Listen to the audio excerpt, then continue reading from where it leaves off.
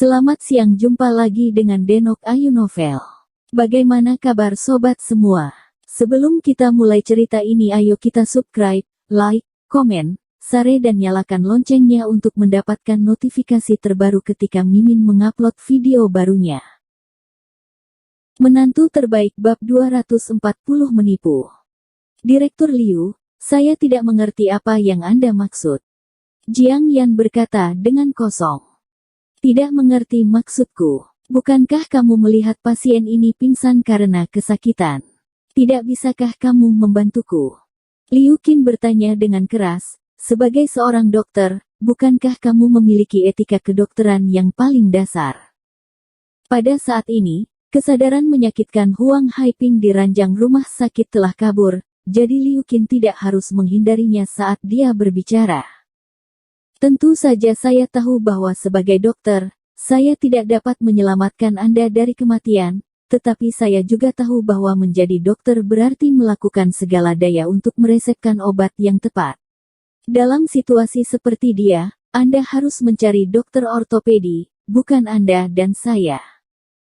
Jiang Yan berkata dengan wajah dingin, bertanya-tanya apakah Liu Qin telah mengambil obat yang salah dan meminta dokternya sendiri untuk merawat pasien dengan penyakit ortopedi. Setelah itu, dia mengabaikan Liu Qin lagi, berbalik dan berjalan keluar. Jiang Yan, tunggu. Melihat Jiang Yan akan pergi, Liu Qin tiba-tiba menjadi cemas. Dia berlari dan meraih tangan Jiang Yan. Dia banyak tenang, memasang wajah tersenyum, dan berkata dengan sungguh-sungguh, Jiang Yan, aku tahu aku melakukan hal sebelumnya. Terlalu berlebihan, maafkan saya, Anda pasti tidak kenal dengan saya berjanji, selama Anda membantu saya kali ini, saya akan fokus merawat Anda di masa depan, oke? Dia enggan untuk mengatakan ini, tetapi sekarang situasinya mendesak, dia hanya dapat sementara waktu meletakkan tubuhnya untuk menyenangkan Jiang Yan. Dan setelah masalah selesai, menyelesaikan akun dengannya. Jiang Yan sedikit terkejut ketika sikap Liu Qin berubah begitu cepat, lalu dia melepaskan tangan Liu Qin dan berkata dengan wajah serius, Direktur Liu, saya pikir Anda telah salah paham. Ada perselisihan antara saya dan Anda.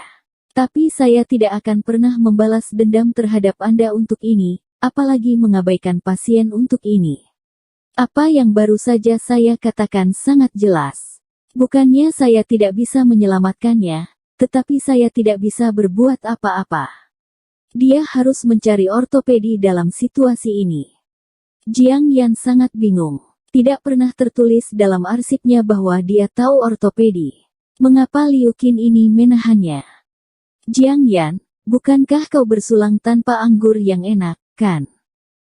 Melihat minyak dan garam Jiang Yan tidak masuk, wajah Liu Qin langsung tenggelam, dan berkata dengan dingin, sejujurnya, pasien wanita ini adalah kekasih Menteri Kesehatan Ibu Kota. Jika dia memiliki umur panjang, apalagi Anda dan saya. Bahkan dekan pun harus mengikutinya. Mendengar identitas pasien wanita tersebut, Jiang Yan tidak bisa menahan diri untuk tidak membeku. Dia melirik ke arah Huang Haiping, yang kesakitan di tempat tidur, dan mengerutkan kening dan berkata kepada Liu Qin, karena masalah ini sangat penting, dokter ortopedi harus diundang. Saya tidak tahu, mengapa Anda menahan saya di sini untuk membuang waktu. Setelah berbicara, Jiang Yan berbalik dan membuka pintu bangsal. Kamu. Liu Qin mengulurkan tangannya untuk menghentikannya, tetapi sudah terlambat. Mao Yian dan wakil institusi telah masuk dengan cepat. Melihat pintu terbuka, mereka mengira pengobatan telah selesai, dan bertanya dengan cemas bagaimana, apakah berhasil. Begitu mereka selesai berbicara, mereka melihat Huang Haiping yang masih berguling kesakitan di ranjang rumah sakit, dan wajah mereka langsung tenggelam. Mao Yuan, Si Yuan, kondisi Nyonya Huang terlalu rumit. Ini mungkin lebih rumit dari yang kita duga, dan itu di luar kemampuanku. Liu Qin takut Jiang Yan berbicara omong kosong, dan bergegas untuk turun tangan terlebih dahulu. Singkatnya, karena masalah telah mencapai titik ini, cara terbaik adalah membuat situasi Nyonya Huang serius, agar tidak mengekspos dirinya sendiri, tetapi juga untuk membodohi masalah tersebut. Bagaimanapun, tidak ada seorang pun di rumah sakit yang dapat disembuhkan, jika tidak dia tidak akan ditemukan. Apakah Anda tidak berdaya? Wakil Presidensi terkejut dan buru-buru berkata, apakah Anda memperlakukannya seperti yang dinyatakan dalam rencana perawatan Anda? Ya, saya mencoba semua teknik pijat dalam rencana perawatan saya, tetapi tidak ada efeknya, jadi saya menyimpulkan bahwa situasi Nyonya Huang mungkin lebih rumit daripada film Sinar X. Liu Qin menghela nafas dan menundukkan kepalanya. Dengan wajah penuh menyalahkan diri sendiri, saya menyalahkan kurangnya kemampuan saya, dan saya meminta Akademi Mao dan Akademi Sejarah untuk menghukum Anda.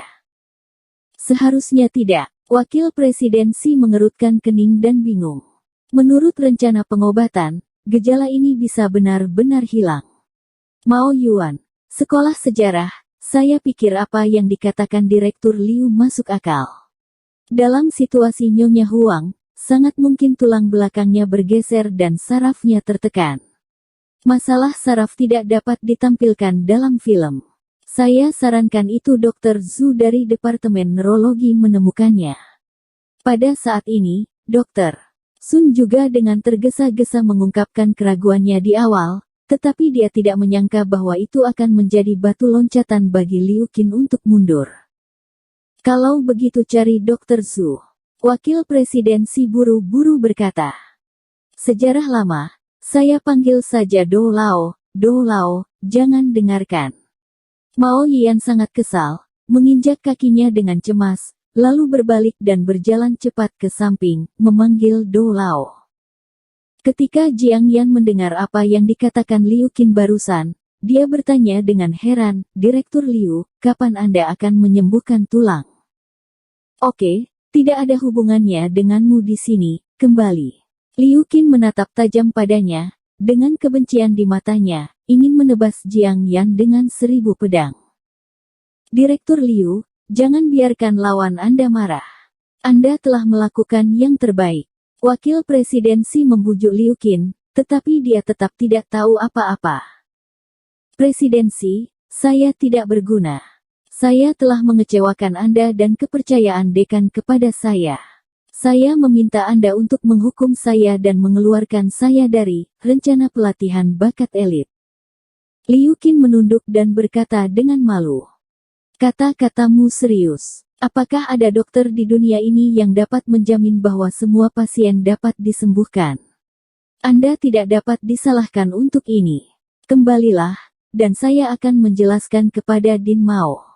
Seperti yang diharapkan, Wakil Dekansi setelah melakukan jebakan, dia melambaikan tangannya untuk memberitahunya agar tidak terlalu menyalahkan dirinya sendiri. Kalau begitu terima kasih Dinsi, ayo kita kembali dulu.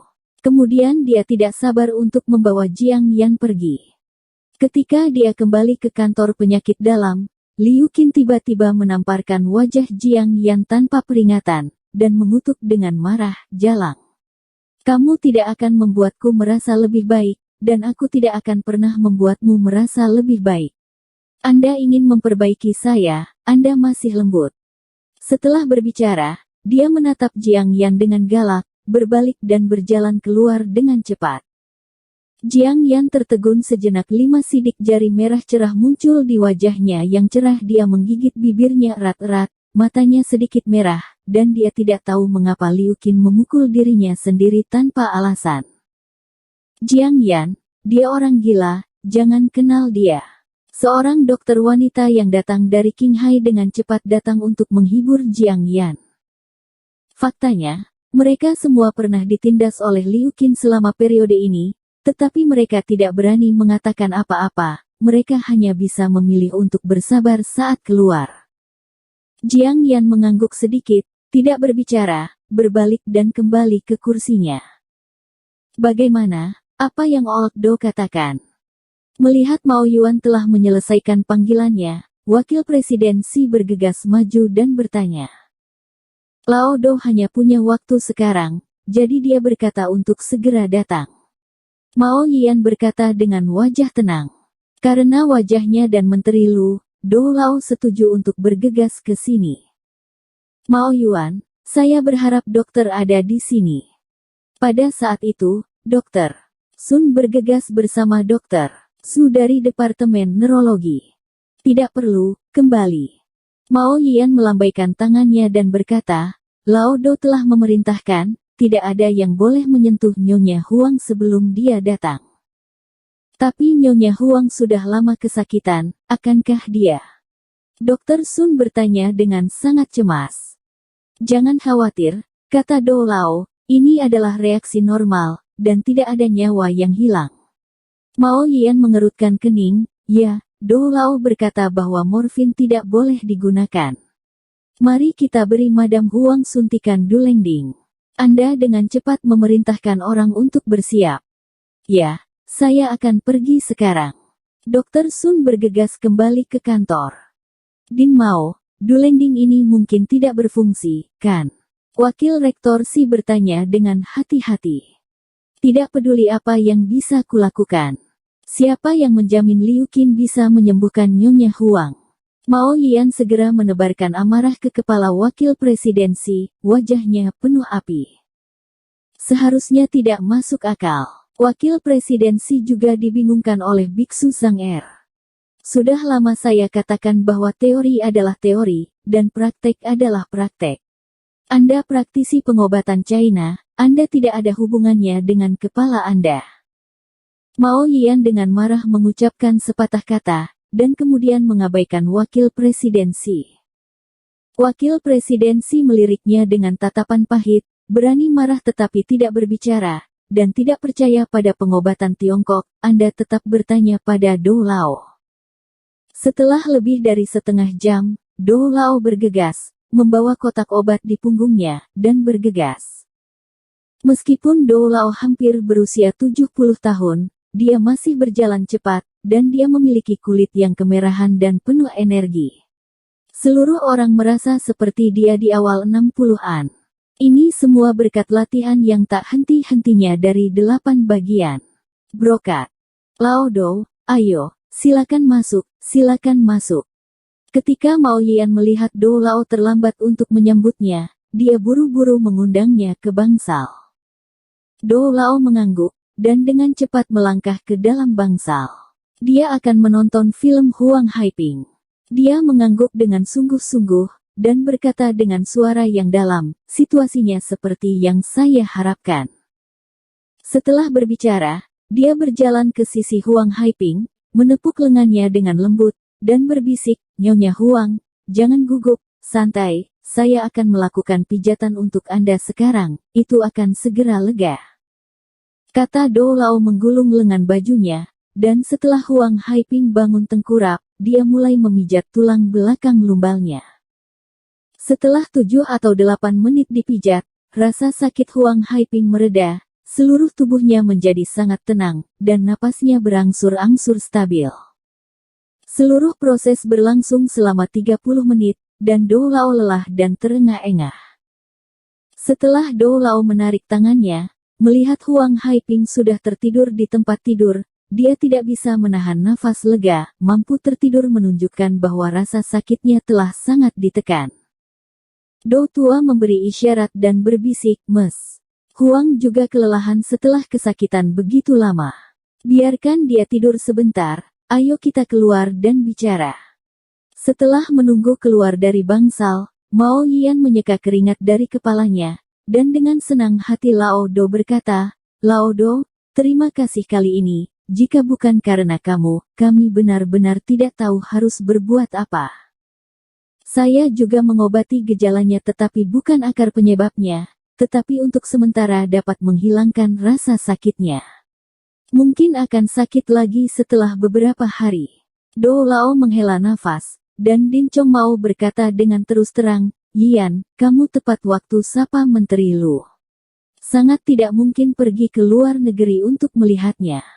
Jika ini terus berlanjut, dalam setahun, tubuh bagian bawah Madam Huang mungkin akan lumpuh total. Kulit Mao Yian dan wakil presidensi berubah sedikit setelah mendengar ini, dan mereka penuh ketakutan. Jika Nyonya Huang pingsan di rumah sakit, mereka akan berakhir. Aku harus bilang, kali ini aku sangat berterima kasih karena sudah tua, dan aku takut pada kita berdua sekarang, kata Mao Yian sambil menyeka keringat dingin di keningnya. Hei, itu tidak benar. Do Lao sepertinya tiba-tiba mengingat sesuatu, dan Chong Mao Yian bertanya, apakah terakhir kali Anda tidak berkonsultasi dengan saya mengenai rencana pengobatan? Bukankah penyakit yang diderita Nyonya Huang? Dokter yang menulis rencana tersebut bukan dari rumah sakit Anda. Ya, Mao Yian mengangguk dengan tergesa-gesa. Kalau begitu, karena dia ada di sini, apa yang kau panggil aku lakukan, bukankah ini melempar orang tuaku? Do Lao mengerutkan kening dan berkata dengan bingung. Oh, aku mencobanya, Do Lao, tidak berhasil. Mao Yian melambaikan tangannya dan mendesah, yang disebut rencana itu tidak lebih dari pembicaraan di atas kertas. Siapa yang memberitahumu bahwa itu ada di atas kertas? Do Lao mengerutkan kening, dan berkata tidak senang, saya mempelajari artikel itu sepanjang malam, dan teknik serta perawatan di dalamnya adalah 3 hal yang penting. Selama Anda mengikuti teknik yang disebutkan di dalamnya, apalagi mengurangi rasa sakit Nyonya Huang, itu untuk meringankan gejalanya. Bukan tidak mungkin. Ekspresi Mao Yian dan Wakil Dekan Si berubah tiba-tiba ketika mereka mendengar ini, dan mereka saling memandang dengan sedikit terkejut. Bersambung. Terima kasih kepada kalian yang telah menonton video ini. Jangan lupa tekan tombol subscribe-nya dan nyalakan notifikasinya untuk mendapatkan video-video seru lainnya dari Denok Ayu Novel.